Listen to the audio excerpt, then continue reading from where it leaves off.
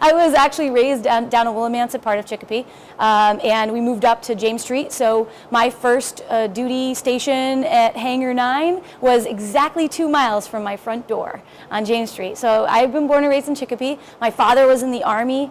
My sister actually went active duty Air Force. My grandfather was in the Navy.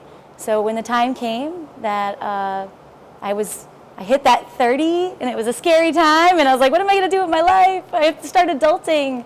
And I saw this pamphlet for the Air Force Reserve when I went to get some Chinese food one night, and I called them up and I said, am I too old? And they said, no, not yet. I was a late bloomer. I was probably approximately 8 years older than everybody else in my flight at basic training. I was 31 when I went to basic training. My MTI actually was a little bit jealous of my PT scores. She said, Howard Mekal, how are you the same age as I am, and you had a better PT score? And that was fun, because then she outed me to the whole flight, because they hadn't, to that point, known how old I was. I actually started in Hangar 9 and AMXS, aircraft maintenance. I started off doing my on-the-job training. I finished my seasoning training, that they call it, in 2011. At that time, we were flying an awful lot, and there was a very solid mission essential ground personnel, or a MEGAP program. So I signed on for some orders, and I did a flying crew chief job. And that's when people that were impressed with my work, and they said, you should try out to get an art job. And up until then, I didn't really know what the art program was, and that's Air Reserve Technician. And so I became an Air Reserve Technician in 2012 in the sortie support shop over in Hangar 9 and AMXS. I loved it. Support shop was awesome.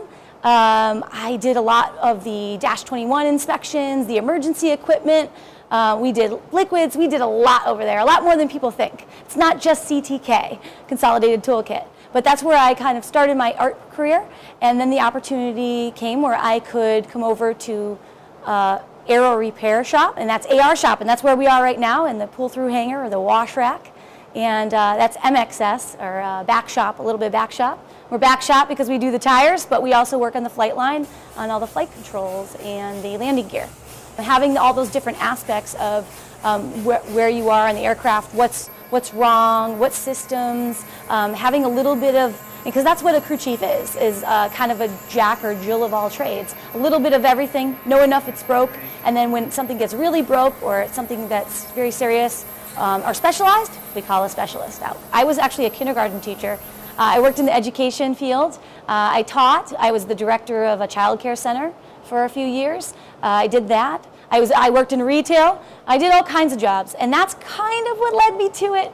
I was doing several jobs, trying to make ends meet. I was again turning 30, and I was trying to be an adult, and I just wanted something different, something that I could really sink my teeth into, feel good about myself, and learn something new. And the opportunity arose, and I decided, why not? There was always this kind of drive to be in the military. Early on, I thought I was going to be in the Army. I grew up doing push-ups, with my dad, sitting on his back while he was doing push-ups. And I always thought it would be Army, but having the base so close to home, and my sister had joined active duty, and she seemed to really enjoy it. Throughout your military career, a lot of times they say to you, you're one part of this big mission, and you're important, or you're a big part of this, and everybody's job is important to the big mission that we have.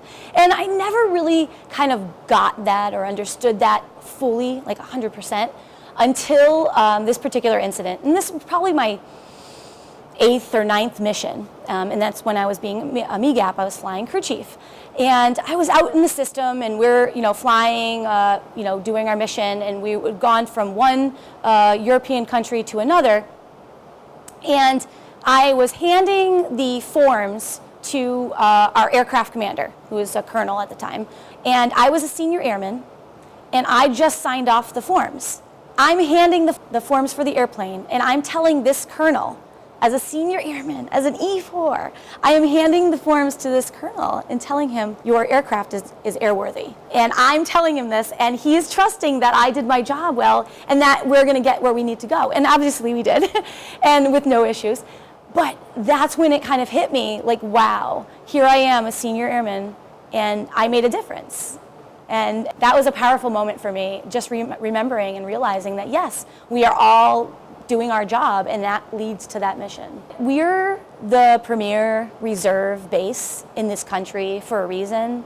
Westover is a family, and no matter you come from Chicopee, like I do, or you're from somewhere else, we are all a part of this, and we all do a mission, and we all work together. And this is a really great community, and being part of this family it's changed my life, and I'm sure it's changed a lot of people out there, whether they do 1 weekend a month and 2 weeks a year, or they're here Monday through Friday as an art or an AGR.